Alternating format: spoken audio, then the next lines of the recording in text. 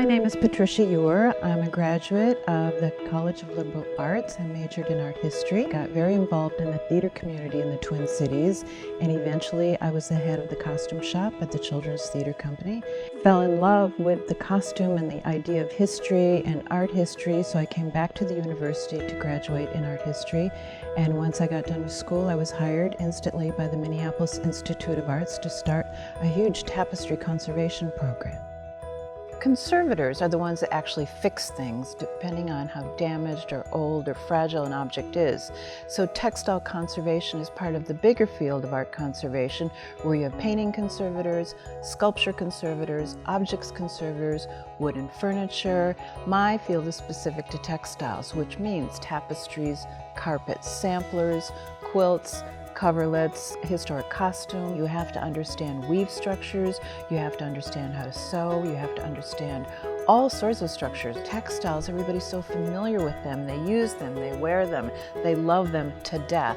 And so we've got to try to resurrect them or preserve them for the future. We don't try to restore or recreate anything, we're just trying to conserve it and stabilize it for preservation purposes so they continue on. I mean, there must be maybe 300 of us in the world, and I think I know every one of them.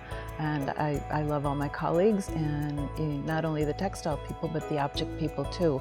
And I really enjoy working in laboratories where I can collaborate with other conservators. The year 2000, I had a fellowship in Scotland, which was absolutely fantastic, a 3-month fellowship, and got to see how the UK runs their museums. I found under my remit as the treatment manager, I was in charge of scheduling the cleaning of the crown jewels, working with the crown jeweler at the Tower of London and the head curator, Mr. Keith Hansen. After that experience, I also went on and was hired as a consultant to go to Baku, Azerbaijan, and I consulted and helped them design the conservation laboratories in the new carpet museum that they were building. This was a really exciting experience.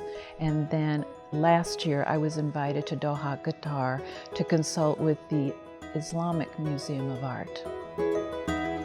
It's a privilege to touch the historic and rare objects that we work with. It's really an honor to have those things in hand. Most people just get to look at them in a museum. Curators rarely get to touch them. Every day I touch some fantastic part of history.